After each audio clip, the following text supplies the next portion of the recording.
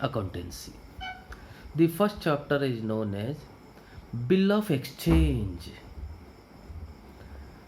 Now let us know what is meant by Bill of Exchange. Bill of Exchange is a written acknowledgement of debt. Debt means purchase on credit.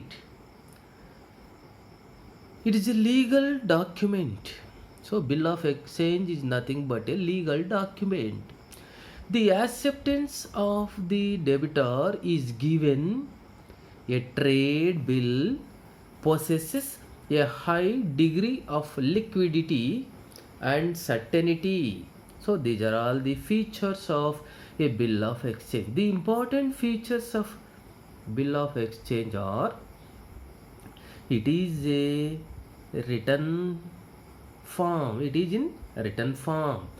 It gives the acknowledgement of debt. There are three parties included in bill of exchange: the drawer, drawee, and payee.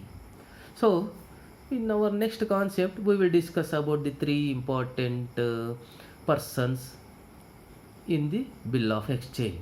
So, it is a legal document and it is in written form. It replies the acknowledgement and it is the purchase on credit or debt facility. The acceptance of debtor is given. So, the debtor should give acceptance in a trade bill. So, it is known as bill of exchange.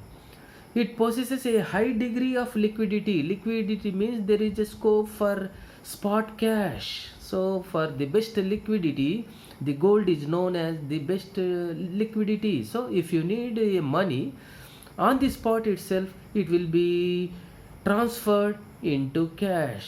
For example, if you are having any check or draft, the limitation for the check is 3 months and we should submit to the bank and the cashier should pay the check amount, and the liquidity is very low and loss in case of check.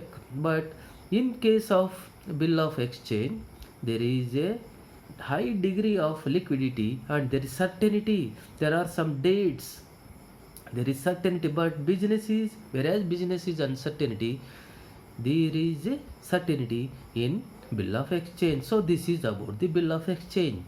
Now let us know the second concept: three parties involved in a bill of exchange. So the first party is known as drawer. The person who draws the bill is known as drawer. The second person is known as drawee. The person to whom the bill is drawn is known as drawee. Third one, payee. The person to whom the amount payable is known as payee. So these are all the three parties involved in a bill of exchange. Now let us know the next concept: promissory note. We have already seen about the promissory notes, and as we know that one party will give the amount to the another party and the another one ready and he will signs, and the sum of amount will be given, and the principal amount, for that principal amount he will add something, and an interest will be collected from the party. So promissory note is an instrument in writing containing an unconditional undertaking signed by the maker to pay a certain sum of money only to or to the order of a certain person or to the bearer of the instrument. So promissory note is nothing but an instrument. It is also in written form. It contains an unconditional undertaking So for my personal work or for the expenditures, I am taking this amount from you and I am ready to repay that amount to you or any person which was ordered by you, and to the bearer also, those who took this promissory note and it present to me. So these are all the conditions that there should be a signature of the signed by the maker in promissory note. So to pay a certain sum of money, only sum of money only, to or to the order of a certain person, particular person, or to the bearer means the holder of promissory note is known as the bearer of promissory note of the instrument. So promissory note is an instrument. Due date of bill. In bill of exchange, due date of bill is known as the date on which the bill falls due. For example, if the bill is due on today, that is 3rd November 2020, so for that, or date of maturity, it is also known as date of maturity. So on that particular day the bill will mature, or calculated by adding. So if there is a date of today's date, or if the bill is made or matured on 3rd, we should add 3 days of grace periods to the actual period of the bill. It is called as the due date of the bill. So the actual maturity date plus 3 days is known as the due date of the bill.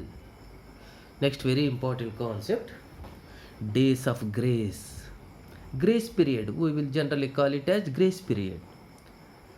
So 3 days added to the actual period of the bill. So in Negotiable Instrument Act 1881, the drawee can avail these days of grace as a legal right. So the drawee is having legal right to add 3 days to the actual maturity date of the bill. According to the Negotiable Instrument Act, it is a legal right. So the 3 days are treated as the grace days. So it was the grace days legally obtained, opted, and an additional facility to pay the bill. Now let us know about the noting charges. For obtaining the proof of dishonor, what is dishonor? Dishonor, the example is, so if a check may be honored when it was paid by the banker. So that means if there is sufficient funds in your account, your check will be presented in the bank and the banker will pay to the check holder that amount. So that process is known as honoring the check. But in case of dishonor, there are some obstacles. So if there is no sufficient amount in the account, automatically the check will be dishonored. So the money will not be paid. So this is known as the dishonor of a bill. So it is resent to the drawee through a legally authorized person, lawyer or notary public, or the authorized person to legally about. For this all dishonoring process, he will act as the witness and he charges a small fee for providing their service. This is known as the noting charges. The charges for noting the dishonor of the bill, the legal person is the notary public and he acts as the witness of that dishonoring the bill. So he will collect some charges and a small fee for providing the service This service is known as the noting